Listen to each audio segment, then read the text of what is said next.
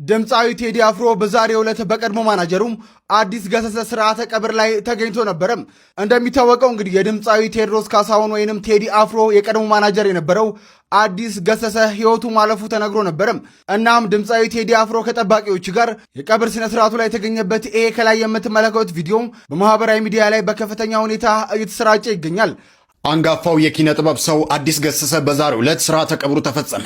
በስርዓተ ቀብሩ ላይ አርቲስት ቴዲ አፍሮን ጨምሮ በርካታ ድምፃውያንና የኪነ ጥበብ ባለሙያዎች የተገኙ ሲሆን የአርቲስቱ ስርዓተ ቀብር በመንበረ ጸባዖት ቅድስት ሥላሴ ቤተክርስቲያን ነው የተፈጸመው። አንጋፋው የኪነ ጥበብ ባለሙያ አዲስ ገሰሰ የጃን ባንድ መስራች፣ የቴዲ አፍሮና የጂጂ ማኔጀር እንዲሁም የቦብ ማርሌ ቤተሰብ ማኔጀር ጭምር የነበረ መሆኑ አይዘነጋም።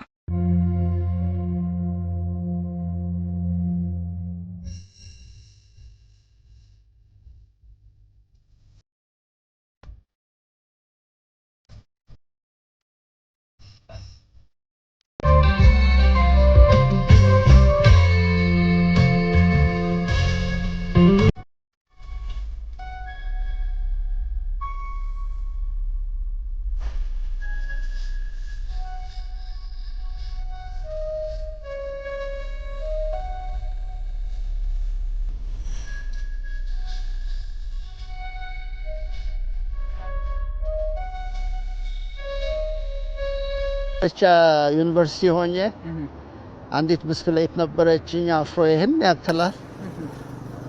በቃ እንደ ልብ ነው የምትነዳት። ከዛ በፊት ደግሞ እንዳልኩ ጎሬ ሆኜ ተማሪ ሆኜ ጓደኛ የጌታቸው የሚባል ልጅ አድቫይዝ አድርጎኝ ብስክሌት ከአንድ ቦታ እንከራይና ለሰው እያከራየን አንድ ራውንድ ሄዶ ሲመጣ 10 ሳንቲም 15 ሳንቲም እና እስከ አይ ቲንክ 3 ብር በቀን ምናምን እንሰራ ነበርና አንዷ ብር ያቺው ኢንቨስትመንቷ ነች፣ ሁለቷ ብር ትርፍ ነች። ምን ሰማችሁ ነበር ይሄን ስታደርጉ በዛን ዘመን? ምን ነካ እንዴ? ምን ደስተኞች ነበርና ልጆች ነን፣ ምን እናውቃለን። ደሞም የገንዘብን ቫልዩም ይሄን ሐላ እናውቀም። ያኔ ግን ስንሰራ ደስ ይለናል። አሁን ብዙ ልጆች እዚህ ከተማ ውስጥ አንዳንድ ቦታ ሳይ ስራ እንዲጀምሩ እንዲሰሩ አለ አይደለም። ይሄ ጫቱ የምናምን መቀነስ አለበት፣ ፕሮዳክቲቭ መሆን አለበት። ሀገርን የምንቀይረው እኛው ነን። ሌላ ሰው ከውጭ መጥቶ እንድንቀየር አያረገንም። እና እንደዚህ አይነት ነገር አንድ ሁለት ብስክሌት ገዝቶ እያከራየ ከዚች ድረስ ምናምን አለ አይደለም ጀነሬት ሰም ኢንካም። ዛሬ ደግሞ የምንነጋገረው ስለ አዲስ ገሰሰ ነው። አዲስ ገሰሰ ጋር አንድ ታሪክ አለን ማለት ነው። እና እሱ ምንድነው ከዚህ በፊት አንድ የቪላ ቨርዴ ባለቤት ዋልተር የሚባል ሰውዬ ነበር ማለት ነው። እና ዋልተር ለኔ ማናጀር ለነበረው ለናኦም ይደውልለታል። from Blue Media ይደውልለትና ሳሚን እንፈልገዋለን ሮተርዳም ስፕላሽ ላይ እዛ ፌስቲቫል ላይ እንዲሳተፍ ይለዋል። and then you know እዛው ስልክ ላይ ሆኖ ሳሚ ሮተርዳም የሚባል ታውቃለህ አለ።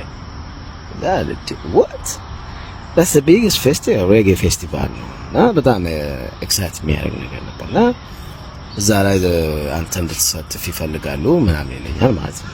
ሶ ያ ፕሮሰስ ይጀምራል። በኋላ ያድግና ኖርማሊ ለካ ከዛም በፊት ነው ከሌሎች ከኢትዮጵያን ሬጌ አርቲስቶች ደግሞ ከምንወዳቸውም ጋር እየሰሩበት ነበረ። በኋላ ብዙ ንግግር ከተደረገ በኋላ ሰም አሬንጅመንት ይመጣል።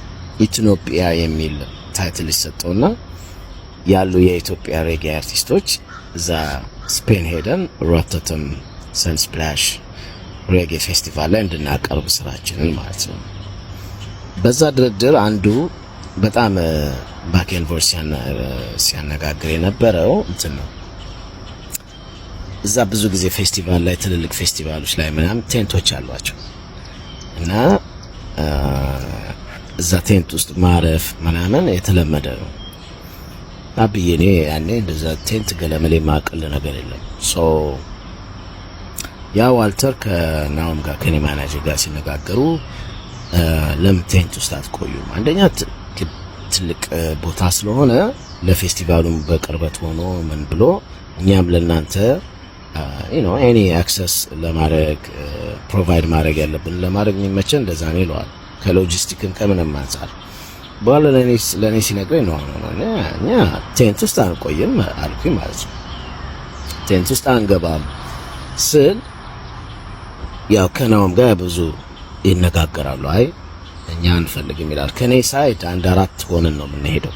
እንግዲህ አጠቃላይ የኢትዮጵያ ግሩፕ ብዙ ነው 10 ምናምን እንሆናለን። ግን ከኔ ሳይድ እኔ ያለው ማናጀር ያለ ኤንዲ ቤቴዜም አለ ምናምን እዚህ 1-4 ሆነን ነው ከኔ ሳይድ እና የኛ ቴንት ውስጥ አንገባም።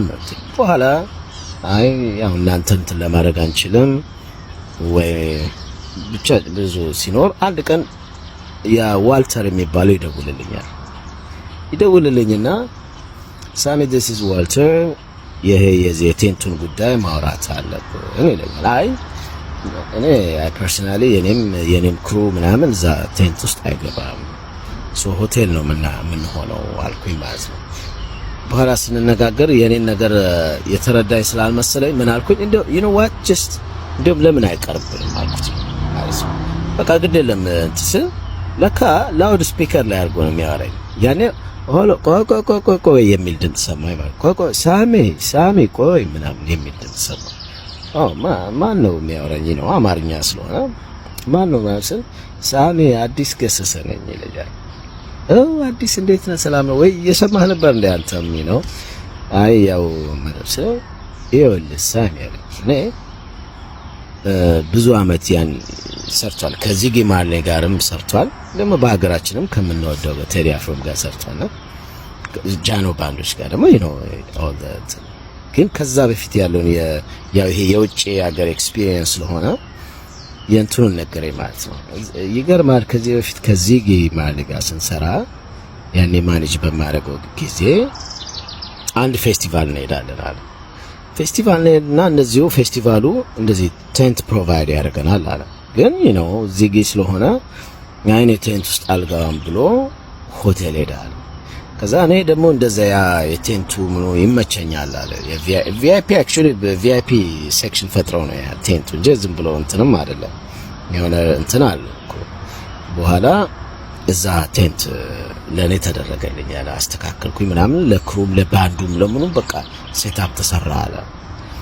and then guess what በነገታው ሲመጣ እኛ ቴንት ውስጥ እዛ በጣም ደስ የሚል ታይም እያሳለፍን ነው። ሲመጣ ሲያየው ለካ ከሚያስበው እንትን ሆነበት አለ። በጣም ወደደው። you know what ምን እንዳለ አለኝ።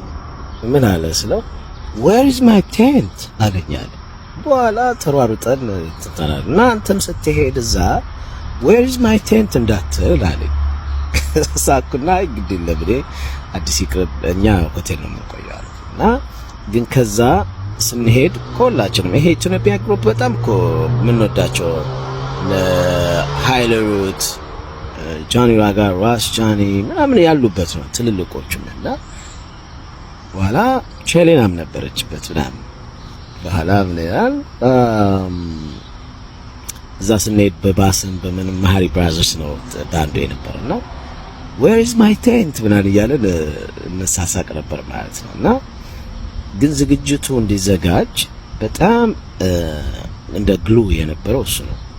በጣም ከብዙ አርቲስት ጋር ዲል ምናምን ስላለው መሀል ላይ የገባ እንትኑን የሚያለዝበውና ነገሩ ሀፕን እንዲያደርግ ያደረገው ትልቁ አስተዋጽኦ ያደረገው አዲስ ገሰሰ ነውና ለዛ በጣም አመሰግናለሁ። እርግጥ በአካልም አግኝቼ አመስግኘው አውቃለሁ።